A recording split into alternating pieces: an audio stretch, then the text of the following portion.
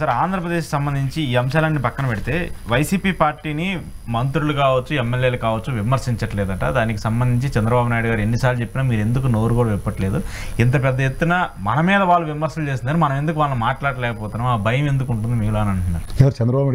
చంద్రబాబు నాయుడు గారు ఎమ్మెల్యేలని మంత్రుల్ని అన్నారు, వాళ్ళు వార్నింగ్ ఇచ్చారు. ఎందుకు మీరు ప్రభుత్వానికి సంబంధించిన అంశాన్ని జనాల్లోకి తీసుకెళ్ళకపోతున్నారు, ప్రతిపక్షం మాట్లాడినటువంటి మాటలకు ఎందుకు కౌంటర్ ఇవ్వలేకపోతున్నారు అన్నారు కదండి. అది నాకు ఇక్కడ ఏ ఎమ్మెల్యే కూడా బయటకు వచ్చి, లేకపోతే ఏ ఎంపీ అయినా బయటకు వచ్చి, లేదంటే ఏ మినిస్టర్ అయినా బయటకు వచ్చి ప్రెస్ మీట్లో మమ్మల్ని చంద్రబాబు గారు ఇవ్వాలని కనీసం పార్సార్థి గారు కూడా నాకేం చెప్పలేదు. ఇప్పుడు మరి ఇప్పుడు చంద్రబాబు నాయుడు గారు తిట్టారని చెప్పో, లేదంటే చంద్రబాబు నాయుడు గారు ఇలా విమర్శించమన్నారని చెప్పరు కదా బయటకు వచ్చి. వాళ్ళు చెప్పలేదు. పార్టీ లైన్ ఉంటుంది, పార్టీ లైన్ ఎలా తెలిసింది?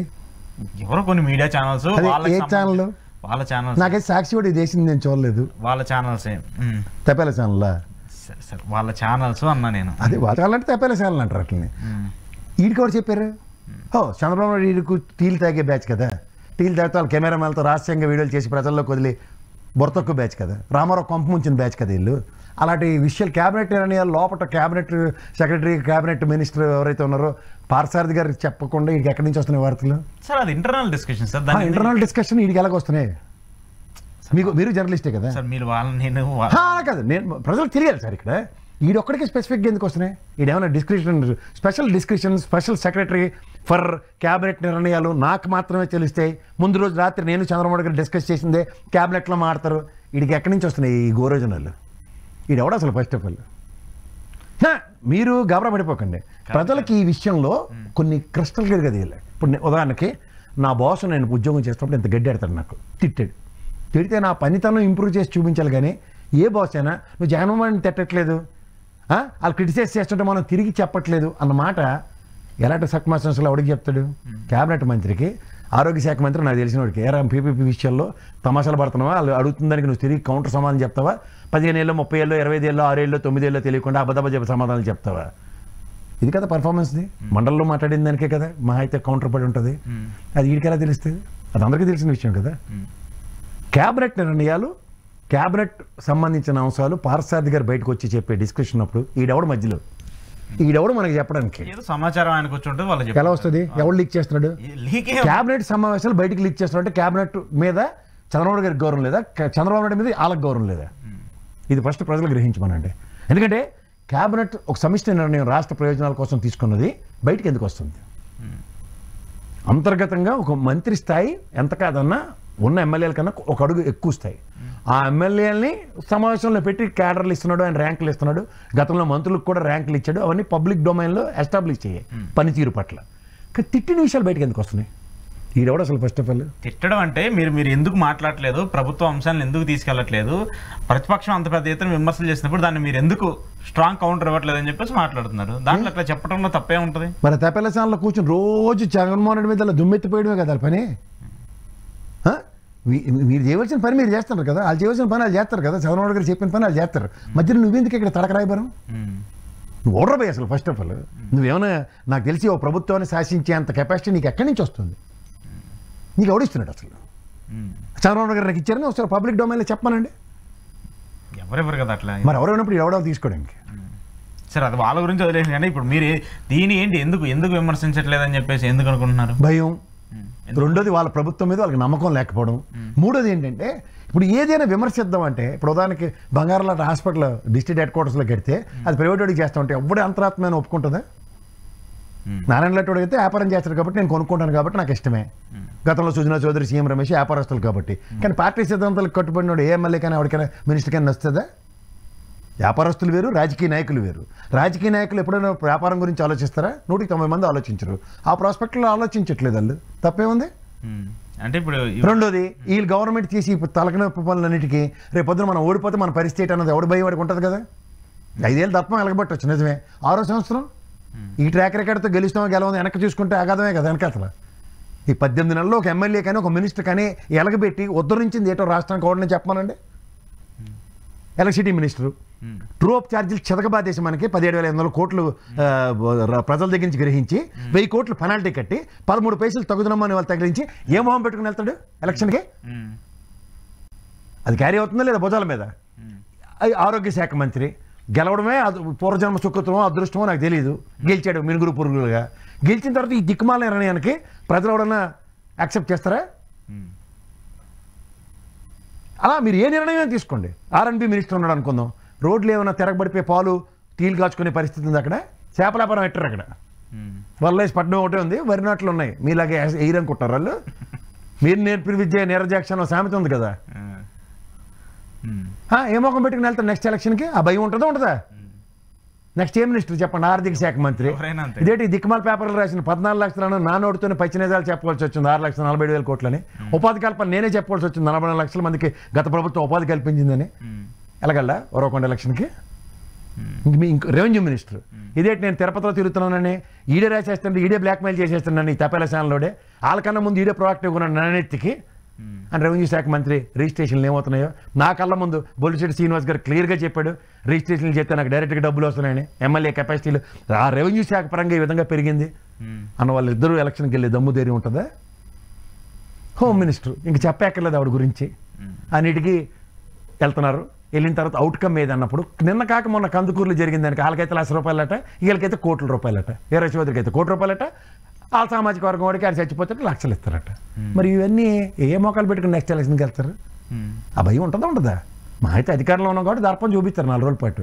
పెద్దాన్ని తిట్టండి, ప్రతిదీ జగన్మోహన్ రెడ్డి చేసిన తప్పని స్క్రిప్ట్ రాసి ఇచ్చారు మొదటి నుంచి. లోపల ఎట్టగానే ఫ్యూజుల్లో వేలెట్టగానే ఫ్యూజులు ఎగిరిపోతున్నాయి. మీతో కాదు కానీ పవన్ కళ్యాణ్ నువ్వు చెప్పన్నారు ఫస్ట్ 4 మాటలు చెప్పాడు, రుచికొండ చూసి వచ్చాడు. నిజమే, ఇదేంటి ఇదిలాగా బాగా కట్టాడు, నేనేటి చేయాలి, ఇది ప్రభుత్వం నిర్మించిన భవనమే. ప్రభుత్వం నిర్మించిందే కదా సార్, ప్రభుత్వ డబ్బులతోనే కదా కట్టింది, జగన్ డబ్బులతో కట్టలేదు కదా. మరి ముందు మీరేటోస్ జగన్మోహన్ రెడ్డి ఇది నూర్జహాన్ అడిగినందుకు తాజ్మహల్ కట్టినట్టు భారతం అడిగిందని కట్టారని మాకే కదా పకోడీ కబుర్లు చెప్పారు. మళ్ళీ గిల్లి చూసుకుని తూచి సార్ ఇది తప్పు అయిపోయింది సార్, రంగులు 4,000 కోట్లు 3,000 కోట్లు అని జుట్టు ఊగిపోయి మాట్లాడి తర్వాత కాగితం ఇచ్చి చదివితే గుడ్డు కలతో పెట్టుకుని ఇదేంటిదే 199.50 కోట్లు ఖర్చు పెట్టారా, రంగులు వేయడానికి 101.50 కోట్లు ఖర్చు అయిందా, ఇదేంటి ఈ పచ్చినేతలు నాతో చెప్పిస్తారు అనగానే నువ్వు అక్కడే బకరా దొరికారు వీళ్ళకి, వాళ్ళు అయితే సెపరేటా తెలుగుదేశం వాళ్ళు అనగానే పెద్దానికి ఏరతెలకం దిద్దుకుని. అవునండి, ఇంకా మీరు ఒక్కొక్క మినిస్టర్ అయిపోయింది, ఇంకా ఎక్కడికో చాలా ఉన్నాయి మినిస్టర్లు. విద్యాశాఖ మంత్రి సార్ బాబు ఏడేటర్ చదువు తెరబడిపోతున్నారు పిల్లలు, ఏడు చదువుతున్నారు అంటే సార్ ఎంత బాగా చదువుతున్నారు చూడండి, మా నాన్నగారు ఇంగ్లీష్ మాట్లాడింది ఇంగ్లీష్ టీచరే ట్రాన్స్లేట్ చేసి చెప్తుంది. ఉన్నాడు సార్, ఈయనేమో వెళ్ళి ఆక్వా రంగం కోసం వెళ్ళి ఢిల్లీలో ఉన్న వాళ్ళు మాడతాడు, ఆస్ట్రేలియాలో మాడతాడు. ఇక్కడ ఆక్వా శాఖ మంత్రి వ్యవసాయ శాఖ మంత్రి కూడా మర్చిన్నాడు, ఆయన ఏంటి చేస్తుండు, ఖాళీగా ఉన్నట్లేక కదా. ఇవాళ వ్యవసాయ పరిశ్రమ ఎంత కుటీర పరిశ్రమలాగా ఎంత తీవ్ర పరిస్థితులు ఉంటే దాని మీద హైయెస్ట్ రెవెన్యూ స్టేట్కి వచ్చే దగ్గర వ్యవసాయ శాఖ మంత్రి ప్రతిస్పందన అనేది 50,000 ఇచ్చి ఉంటాడు క్వింటల్కి. ఏది ఉల్లి రైతులకి ఎవరికి వచ్చింది 50,000? 12 రూపాయలు కొంటామన్నాడు, ఏది 1200 మూట కొంటున్నాడు, ఏది? అలా మీరు ఏ మినిస్టర్ ప్రొఫైల్ తీసుకున్నా ఇంతంత అగాధాలు ఇంతంత లోటుపాట్లు ఉండి ఏ ధైర్యం ఎక్కడి నుంచి వస్తుంది ఎవరిని తిట్టడానికి? ఎన్నాళ్ళు తిడతారు?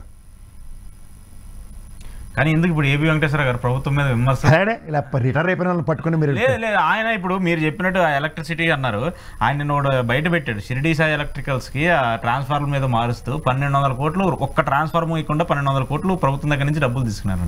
ఆయన అది బయట పెట్టాడు స్కామ్. ఏంది బయట పెట్టేది? షిరిడీ సాయి వాడిది కేజీలు లెక్కన ఉంటాయి స్కామ్లు, కేజీలతో చూచి ఇవ్వచ్చు.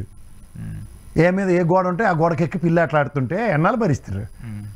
1,200 కోట్ల రూపాయలు సార్, ఒక్క ట్రాన్స్ఫార్మర్ కూడా పెట్టకుండా 1,200 కోట్ల రూపాయలు తీసుకున్నారంటే. ఏమి ఒక్కడికి ₹1 అన్నం పెట్టకుండా మొన్న నారాయణ బొడమేర బాగు వచ్చిన తుఫానికి డబ్బులు లెక్క అడగమండి అని చెప్పాడు.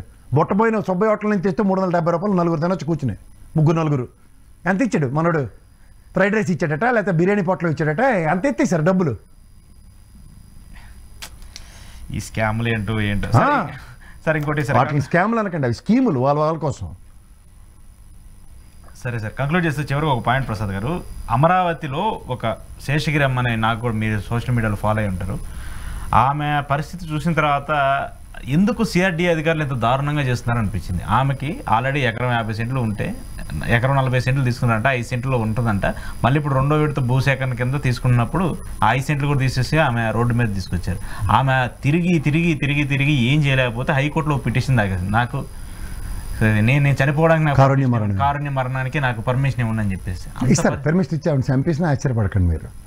మీకు మళ్ళీ చెప్తున్నాను, సిఆర్డీ అధికారులు నారాయణ చేస్తున్న దాష్టికాల్ని అమరావతి రైతులే భరించలేని నిస్సహాయ స్థితిలో ఉన్నారు. శ్రవణ్ గారు ఎప్పుడైతే ప్రజల పక్షాన్ని నిలబడ్డాడో పక్క తప్పించారు. మీరు ఎప్పుడైతే మీరు గమనించుకోండి, ఇవన్నీ గమనించండి, ప్రజలు అబ్జర్వ్ చేసే మాట్లాడుతున్నాం మేము కూడా. ఎప్పుడైతే రైతు కమిటీలు రైతుల దగ్గరికి వెళ్ళి భూసేకరణ విషయంలో గ్రామ సభలు జరిగే చూడండి, ఫస్ట్ రెండింటి మీద డిసెంట్లు వచ్చిన దగ్గర నుంచి శ్రవణ్ గారు లేరు పిక్చర్లో. అసలు అమరావతి రైతులకి ఈరోజు ఇంతలా భూములు ఇవ్వడానికి కర్త కర్మక్రియ శ్రవణ్ గారే. ఆయన్నే పక్కదారి పెట్టించారు. మొత్తం నారాయణ ఆధ్వర్యంలో ఇష్టారాజ్యంగా బుల్డోజ్ చేసుకుని వెళ్తున్నారు. అంచేత ఒక్క రైతే కాదు, ఆవిడ కారుణ్యమరణం అడిగిన ఆవిడ ఒక్క బాధ మీకు తెలుసు. 29 గ్రామాలు 34,000 ఎకరాలు ఇచ్చిన రైతుల ఆక్రందన నిజంగా ఈరోజు వాళ్ళ ఉద్యమం ఈ ప్రభుత్వం ఇచ్చేవలసిన బాధ్యత వాళ్ళ మీద ఉంది. వాళ్ళ కష్టాలు ఎప్పటికి తీరట్లే, వాళ్ళకి ఇస్తానన్న భూమి ఎప్పటికి ఇవ్వట్లే. ఒకవేళ ఇద్దామన్నట మీరు వ్యవసాయం చేసుకుంటారు, బర్రెలు పెంచుకుంటారు, అక్కడ అంబియన్స్ డిస్టర్బ్ అవుద్దట. ఏంది సార్, ఏంది హైదరాబాద్ ఊర్లో మా తాతామ్మలు ముత్తాతలు వీళ్ళందరూ వ్యవసాయాలు అవి చేయకుండాను బర్రెలు పెంచుకొని 4 పాలు దాక్కుండా ఇక్కడికి వచ్చి మనం పోటుగల్లో బతుకుతున్నాం. మనం ఇదేనా సాంప్రదాయం? మీరు చేసేది హెరిటేజ్ వ్యాపారం, పాలు పాడి పరిశ్రమ మీద కాకుండా ఏదైనా డిఫరెంట్ ప్లానెట్ నుంచి స్వర్గం నుంచి పాలు ఏమైనా పోతున్నారా మీకు, ఇంద్రలోకం నుంచి? పశువులు పెంచేది సరే, అది పశువులు లేకపోతే ఇప్పుడు మనం అందరం ఉన్నామా? మళ్ళీ ఇలా హాస్టల్ కడతారట పశువులకి, అది కూడా మనమే వినాలి. హే మీకు ఇంకా హాస్టల్స్ పశువులకి, మనుషులకేమో గాలికి వదిలేస్తారు, పశువులకేమో హాస్టల్ కడతారు. ఆ నుంచి వెళ్ళి పాలు పెండి చూస్తే మా వాడు లైవ్ చూస్తారు, పాలు బాగా పెడుతుండ్రట, ఆడ అమ్మేసుకుంటుండట. నీకు నెల ఇంట్లో కూర్చుని ల్యాప్టాప్తో డబ్బులు సంపాదించినట్టు బర్రెలు అమ్ముకున్నాడు కూడా ఇంట్లో కూర్చుని డబ్బులు సంపాదించడం. ఏంది సరే ఈ పెట్టకథలు సంఘాలు ఉన్నాయి, సంఘాలకి పాలు పోతారు. ఇవేవి మనకి గ్రామాల్లో వేడి తెలియకుండా ఈరోజు ఈ స్థాయికి వచ్చాం మనం. ఇప్పుడు వాళ్ళ పరిస్థితి ఏం సార్? ఇప్పుడు దయనీయం సార్. మీకు ఇప్పుడు 34,000 ఎకరాలు ఇచ్చిన రైతులు ఒక బాధ అయితే, మిగిలిన 45,000-50,000 ఎకరాలు ఎత్తేసి వాళ్ళ దగ్గర ఉన్న వెతలు ఇంకా తీర్చలేనివి. అసలు వాళ్ళు మేము ఇవ్వమంటున్నారు కదా, ఇవ్వనై నారాయణ లట్టుడు సిఆర్డీ వాళ్ళు చేసి పనులు చూడమనండి. ఆవిడ ఇస్తానందా పాపం 10 ఆమె అదే అన్నా, నాకు కనీసం నాకు ఉండడానికి ఏమైనా కట్టండి, ఆ తర్వాత మీ ల్యాండ్ మేము తీసుకోండి అని చెప్పేసి చూస్తున్నాం. మేము ఇవ్వనని కూడా కాదండి. అంత ఖాళీ ల్యాండ్లో ఆ 10 సెంట్లు ఏడు చేస్తారు. ఇప్పుడు ఏడు టవర్ కట్టి స్థిరపడిపోయి చచ్చిపోవడానికి ఆ 10 సెంట్లు అవసరం వచ్చింది వీళ్ళకి. పోనీ ఎంత బ్యూటిఫుల్ యాక్టివిటీ జరిగిపోతుంది, అమరావతి అంతా తిరగబెట్టేశారు. 34,000 ఎకరాల్లోనూ అసలు ఇంచు ఖాళీ లేదు. కొబ్బరి చెట్టు అడ్డానుకో లేదా వేప చెట్టు అడ్డానుకో ఆ 10 సెంట్లే కావాల్సి వచ్చి వీళ్ళకి అనుకోవడానికి. ఒక్క పని లేదు, నీళ్ళు తోడుకోవడం, కంపలు కొట్టుకోవడం తప్ప. ఆమె పరిస్థితి పాపం, ఆమె కోర్టులకు వెళ్ళి అధికారులు కూడా అంత దారుణంగా చేశారంటే, కానీ మరి మనస్సాక్షి చేశారా లేదో నాకు అర్థం కాదు. మనస్సాక్షి సిఆర్డీ వాళ్ళకి నారాయణకి లేదు.